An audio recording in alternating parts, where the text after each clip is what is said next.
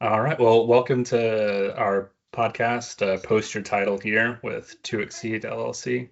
And today we're happy to be joined by a couple of representatives from the Del Mar College Transportation Training Services.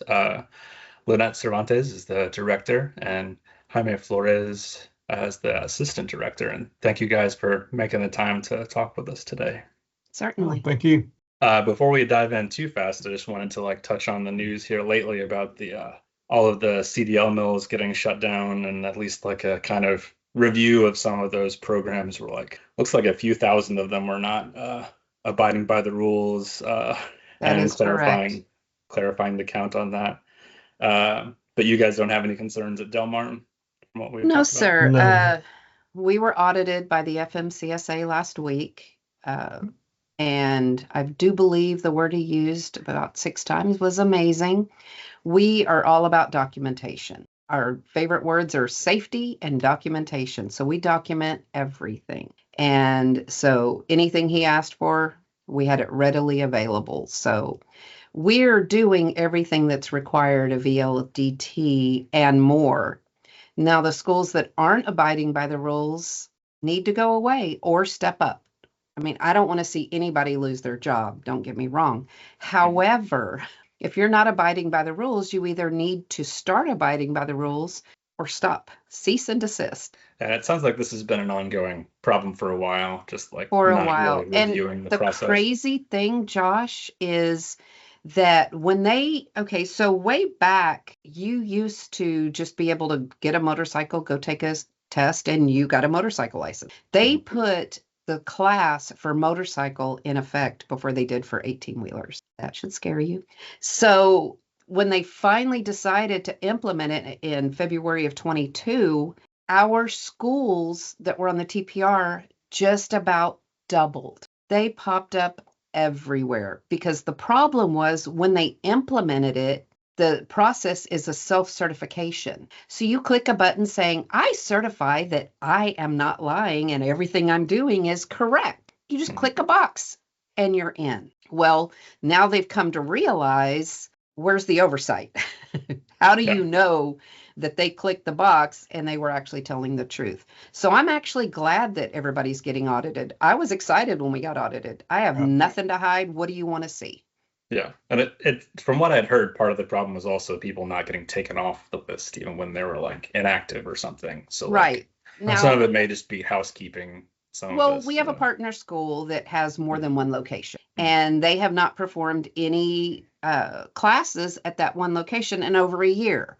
So they asked them to voluntarily remove that one location. That to me is fine. If you're not using it, yeah, it makes sense. If you use it at a later date, just add it back. But what a lot of them are doing, like the 3-day and the 5-day CDL schools, anyone that's ever studied any part of the manual knows there's no way you can get all that done in 5 days, and worse, 3 days. And they are still on the TPR, which is the Training Provider Registry, which for us gives trucking schools a bad name.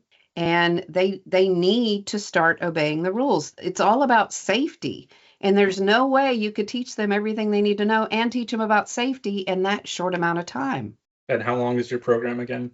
Our program is 5 weeks for the Class A. It's 240 clock hours. And we had also talked about before, there's even when you came through the ranks, there have been problems with not always helpful training or people just trying to push the students through the program. Yes, exactly. Yeah.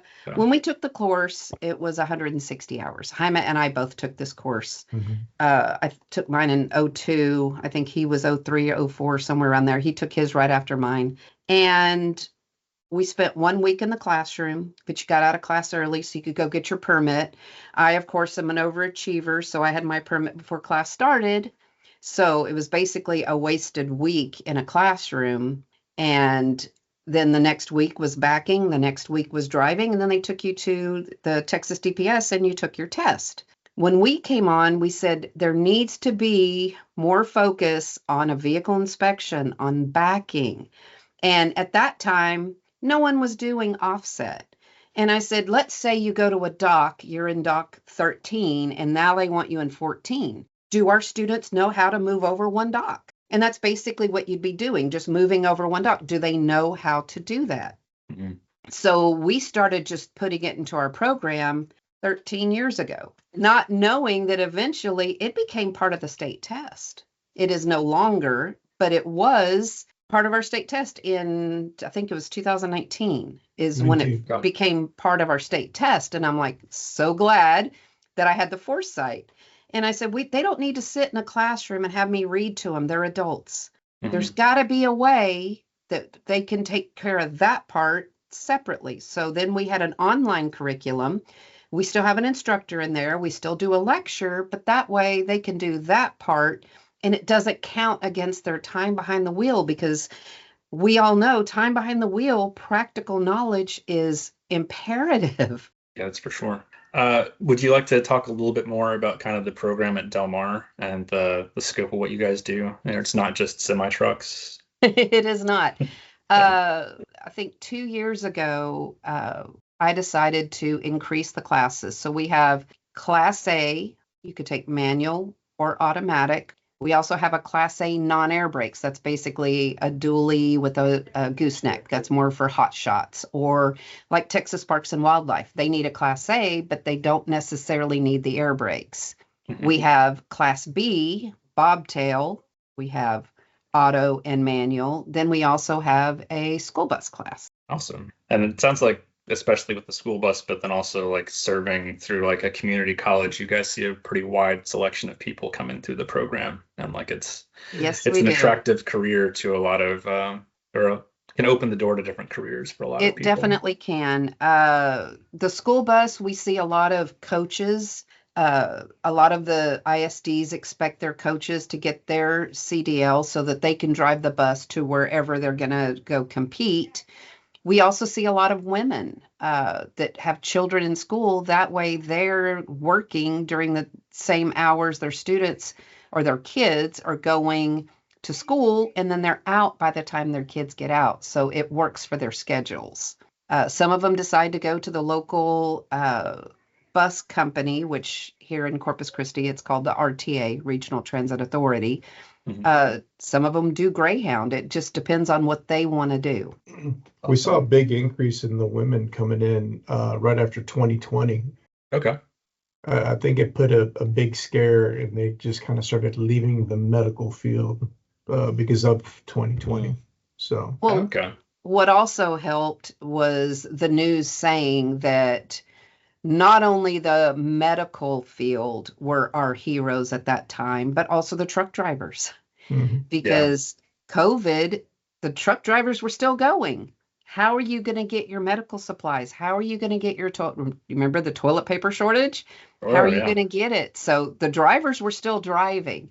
And so the positive spin helped increase the women and back then, women were realizing, wait a minute, I can make the same amount a man makes for doing the same job. That's why I got into it, because as you know, basically 4% of CEOs are women, and women typically make 71 to 75 cents on the dollar of what a man makes for the same job, but not in trucking. In trucking, you're equal. And that is a big thing for, well, me, especially as a woman, but women say, I can do that. We have women doing flatbed, throwing tarps, throwing chains, strapping down. I mean, and you guys had some particularly. We've talked with some of our clients about the different tracks that some of their drivers go through, and the flatbed is a whole different lifestyle compared to some of the dry van type. Yes, it is. Yes, takes a lot more than I was willing to give. Yeah, and some people can only do more it for a while. to A season at a time. Yeah. It's an important role for sure. Oh, definitely. And you guys had like some like highly visible graduates back in, was it 2022, the winner of Transition Trucking is Driving for Excellence Award. Yes, sir. Do you want to talk about her for a second? Sure. So we nominate someone every year. And in 22, they came through in 21, but in 22, I nominated a sister and brother. The brother took our class first, and his sister actually, let's be honest, got her license through the Army.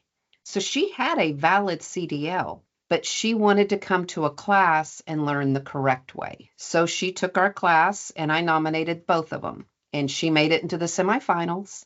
Then she made it into the finals, and I was in Washington, D.C. at the U.S. Chamber of Commerce when she was selected. And she was the first woman to ever win the award, and also the first woman from our organization, which is called the National Association of Publicly Funded Truck Driving Schools. So it was very exciting. That same year, we also had one of our graduates who drove for Melton Truck Lines, which is a flatbed company, and he was designated as a TCA Highway Angel. He saved a woman's life. And so we had a Highway Angel and we had a transition trucking winner. Yeah, not bad for Corpus Christi. Not bad. Yes. And this year, they just announced the transition trucking winner. Our applicant that we had nominated made it to the semifinals. So he was able to go to Chillicothe, Ohio.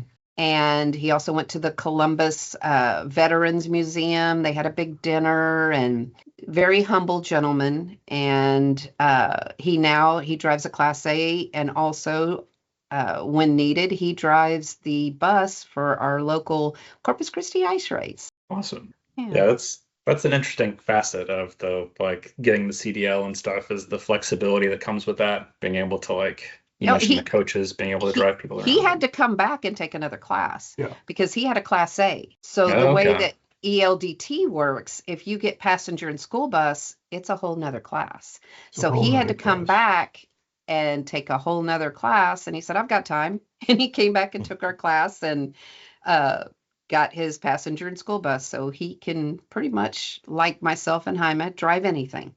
Yeah, nice. Yeah, that's great. Yeah, and we've done a little bit of programming about encouraging trucking companies to hire military and veterans and stuff. And it's interesting that you point out that even the ones that have driving experience in the Army would still need a little bit of help connecting the dots for the civilian side and the rules outside of the military applications of stuff. Yes, sir. So that's fascinating. We're very supportive of our military. Veterans, very supportive of our veterans and our military.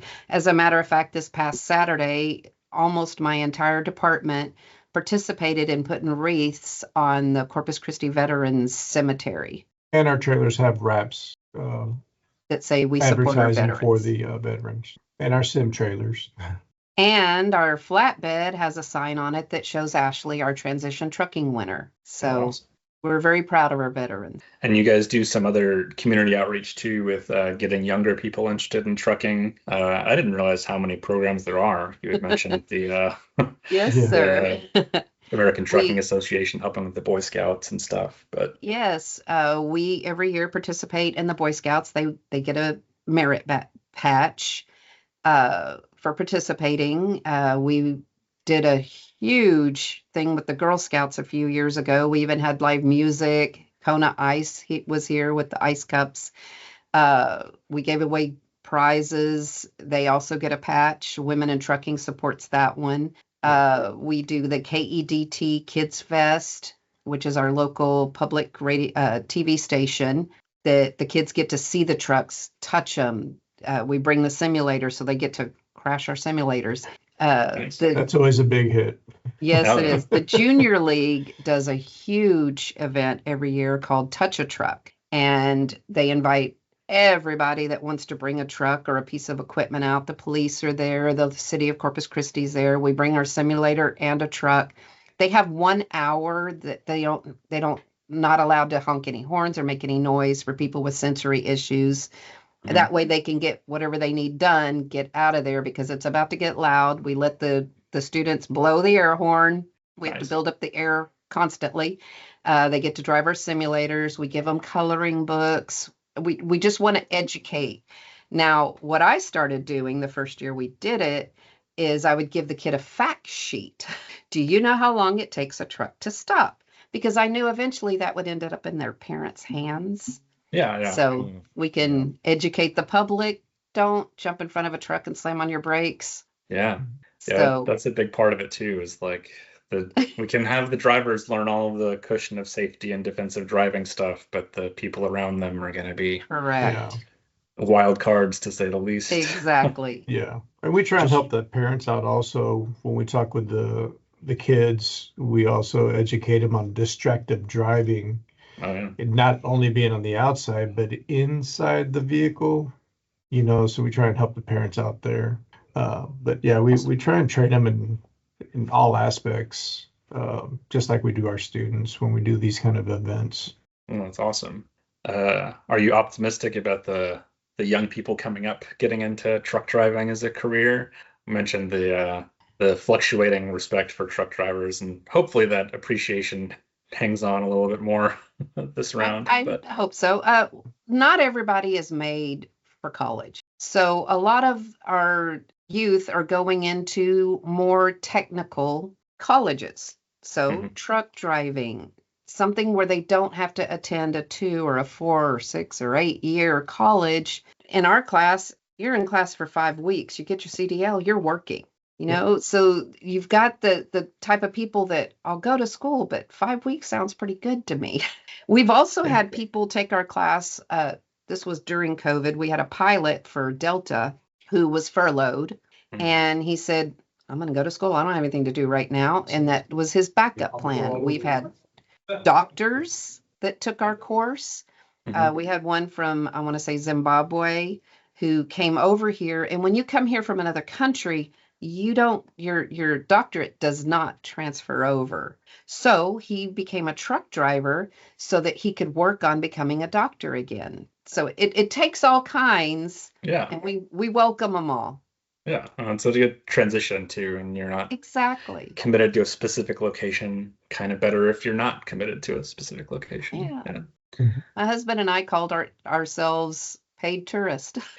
We've been to all 48 states and Canada. Do you see some husband and wife teams or like people looking to Yes, get into yes, it we that do. way? We've actually had them come through.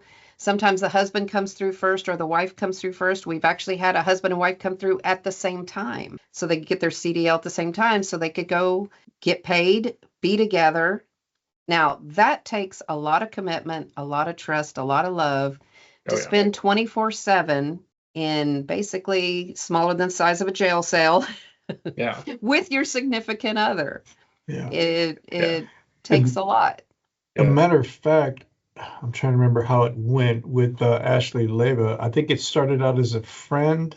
A friend came in first, then the brother, the sister, and then the wife of the brother.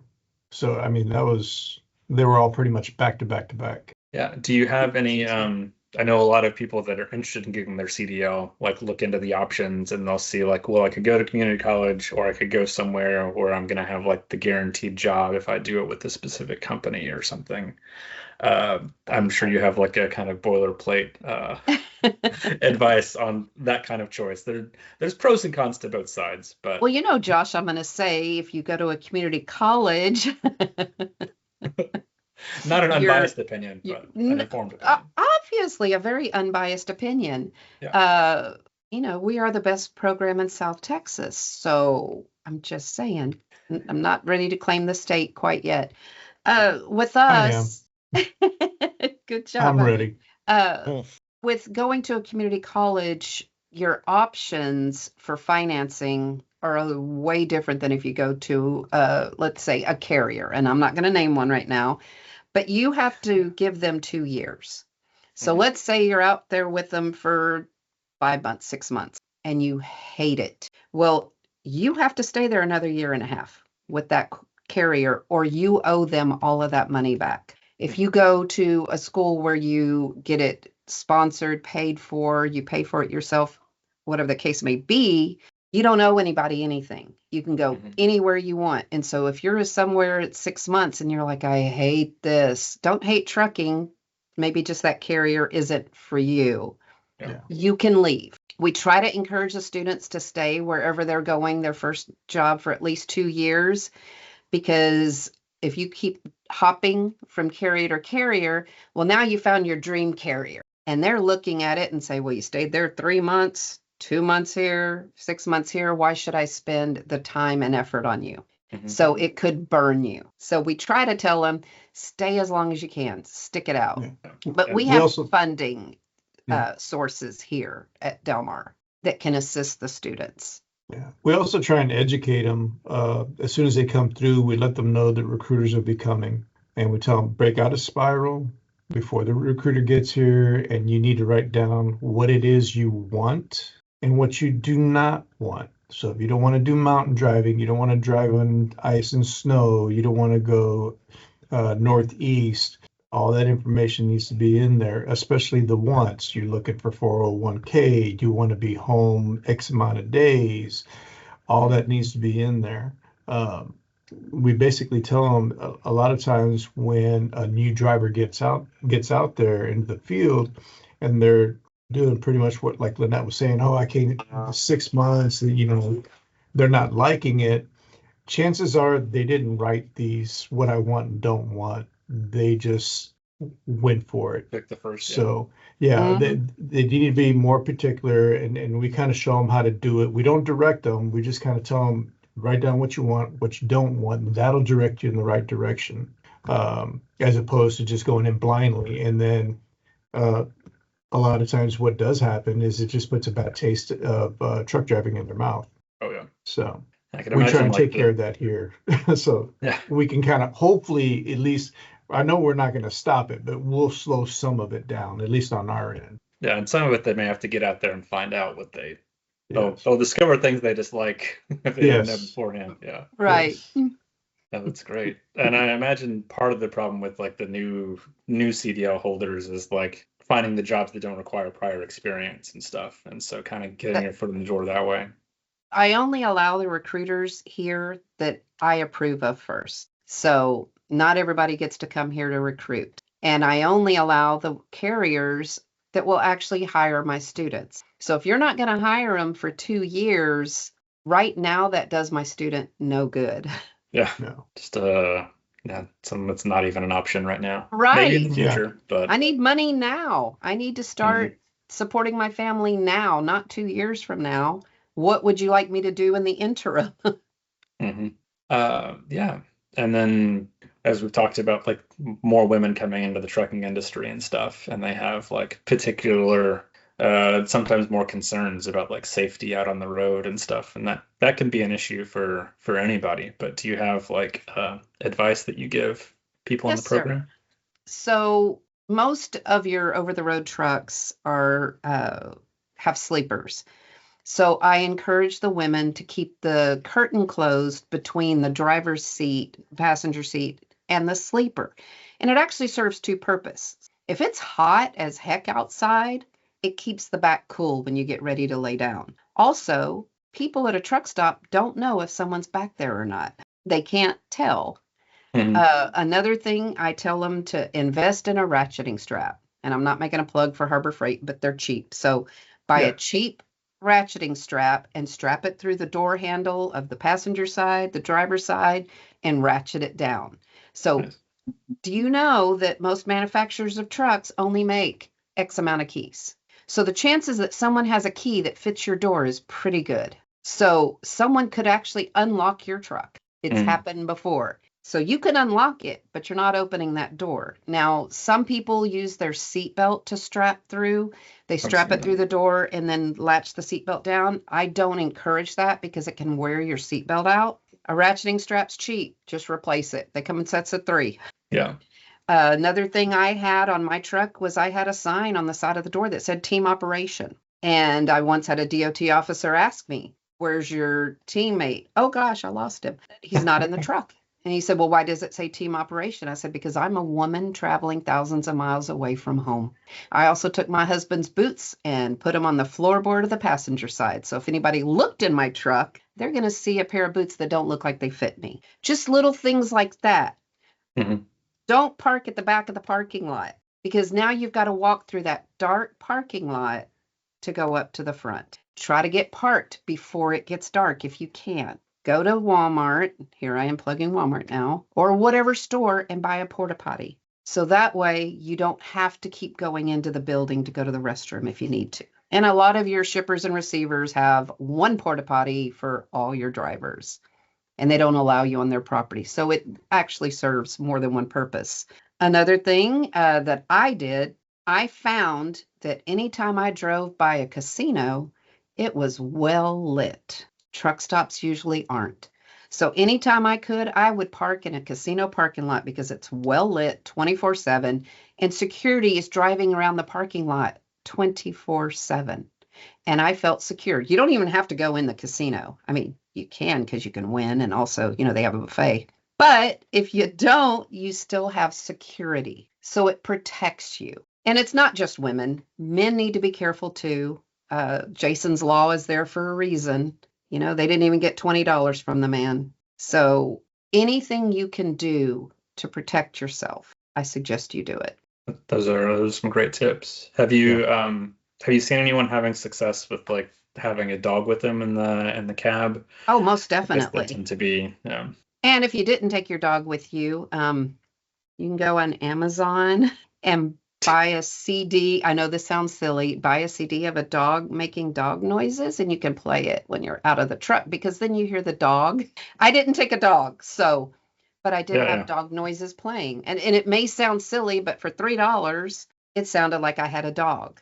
But a lot of women do take a pet because they feel safer. Mm-hmm. I took a husband, not a pet. Since you mentioned things people can do to stay safe on the road, obviously there are other people you can come across in truck stops, particularly that are in dangerous situations. My understanding is that you've done some work with Truckers Against Trafficking. Could you talk about that a little bit? Certainly. So back when I was still driving, I had a sign on my door that basically said, "You knock on my door, I'm calling the cops." I had no idea that these people were there against their will. I thought, they're just here to wake me up at 3:00 in the morning. I saw a brochure that said Truckers Against Trafficking. So I Googled it. I was interested, wanted to find out what it was about. About a month later, I'm in Albany, New York, ice and snow because it's Albany, New York. And I hear a knock on my door, and it's this little girl. She couldn't have been more than 12 years old. High heels, mini skirt, tube top. I didn't even know they still made tube tops. And she asked if I wanted a date. And I said, "I'm sorry, no, ma'am, I don't, but you can come in here and get warm because it's freezing outside." And she said, "If you don't want to date me, I have to keep moving on." I said, "Okay." So I shut the door. As soon as I didn't have the number for Truckers Against Trafficking in my phone. So I called the one I did know, 911. And within 15 minutes, the entire truck stop was surrounded. Even guys getting fuel, they were not leaving. And they went truck to truck looking for girls, boys. It doesn't discriminate to those people out there. It's money is money. And I got a knock on my door, which scared me because I knew I was the one that called. And it was a gentleman, and he had a badge. He put it up to the window, and I said, "Yes, sir." And he said, "I need to look in your truck." And I said, "Certainly, go ahead." And he looks in my truck. Obviously, no one's in there. And he said, "You're the one that called." And then, of course, the paranoia in me went, "How did you know that?" And he said, "You're the only female truck driver in this parking lot." Okay. And I said, "Did you get her?" And he said, "What did she look like?" And I described her, and he said, "She's actually in the back of my patrol car." And I said, "Did you get him?" "Yes, we did." And that day, 13 girls went home to their families. Wow. And people say, "Oh, you were a hero." No, I had unlimited minutes on my phone. I made a phone call. That's not a hero. That's what I hope if God forbid, one of my grandchildren or one of my children, if that happened to them, I would hope that someone took 5 minutes to make a phone call. And even if you're wrong, it's okay. If you're wrong about it, if you see a girl that's not dressed like she should be in a truck stop or at a rest area, you see 8 girls pile out of an SUV at a rest area. No, that's not normal. Okay, they're not on a girls' trip. So make the call. And as the tagline for Truckers Against Trafficking says, make the call, save lives. So we make all of our students take a Truckers Against Trafficking. They don't graduate unless they take the Truckers Against Trafficking. Like we a have course decals. or... It's about a 30 or so minute video, and then there's a quiz after it to make sure you were paying attention. We have wallet cards. We have decals on all of our trucks. We also give the students decals if they want to put them on their truck. Great. I speak about Truckers Against Trafficking as often as I can, because if we get rid of the customers, then we can get rid of the problem. Exactly. And you make people aware, we can get rid of the problem. Was there also a hand signal or something that people tried to promote? Yes, there is. It's basically, well, I can't show you. It's basically I can't do it, but yes, there's a hand signal. But if you're at a bar as well, you can ask for an angel shot. If you're in a bad situation, a bar, a restaurant, almost every waiter, waitress, bartender knows if you ask for an angel shot, that means you're in danger, whether it's domestic violence or you've been trafficked. So either way, and if I see a girl in a bathroom and she doesn't look like she really needs to be there, are you okay? Do you need help? When's the last time you ate? I can buy you a sandwich. You just start talking to them because they're scared, because these people threaten them, their families. We all know they really don't know where their families are or who they are or anything about them, but they put the fear in them, and then they try to get them on drugs. Well, now they've got them. So if we could stop that, that'd be amazing. Yeah, so it's a great role for truck drivers to take stay on the lookout, but then also like the average other people at truck stops can be aware of their surroundings and pay a little more attention. Because other people go to truck stops too. You know, it's my favorite place. It's my favorite place to get gas. Great coffee, clean bathrooms. Great. Not always the best food, but there you go. Depending, yeah. Exactly. That's great advice. Did Matt? Did you have anything else that you wanted to ask, or? Have you noticed that certain companies sort of favor your school more, or might be more lenient towards the experience students have because they come from your school? So we have a lot of carriers that they don't even question. Whenever a student applies to them, they don't even question us. We actually have a company here that usually requires at least a year's experience. But if they graduated from our school, they will forgo that. Awesome. Which is amazing. Actually, another carrier just got added to that, and it's a local tanker company that has also said we usually require 2 years experience, but if they went to your school, we're going to forgo that. We've actually have a couple carriers where they've come in to recruit, and they will sign on or hire the entire class. They can get pre-hire letters. So we explain to the students, a pre-hire letter just means when you graduate, they will hire you. So you can have 100 pre-hire letters. Until you sign on the dotted line, you're not working for that carrier. So it's not committing you to anything. It's just them saying, we're ready to hire you. Awesome. Yeah, I'd like to see more of the employers working with training programs like that. Absolutely. Yeah. From your mouth. Do you have any other advice more broadly, maybe to trucking companies that hadn't considered working with community colleges in their area? Like, how do they get in touch with a program like yours? Because they may be somewhere else in the country, like probably focusing on the region would be a good place to start. Well, we're easily found on LinkedIn and Facebook, but we have a lot of students that will want to travel, that want to go over the road. Don't discount us just because we're in South Texas. Also, this is on a different subject. Don't let your insurance carrier determine who you can hire. Because a lot of the reasons that they won't hire students out of school is because their insurance says they won't cover them unless they have 2 years experience. Why are you letting your insurance carrier dictate how you do business? And I'll leave it at that. Awesome. Yeah, especially if you're dealing with a driver shortage or a recruiting problem, then. Correct. And turnover. You know, a lot of carriers, that kills them. That they have so much turnover. They spent 6 weeks training this guy, and he's gone the 7th week. Now you've got to start over. Mhm. So It's a huge problem in the industry. Yeah. Yeah. definitely is. And we do quite a bit of safety training for companies that already have licensed drivers. So they'll come through, we'll give not so much of a refresher, but we'll kind of go through some of the safety issues that they may be having there at their facility to help them Defensive get it worked driving, out. Defensive driving. backing.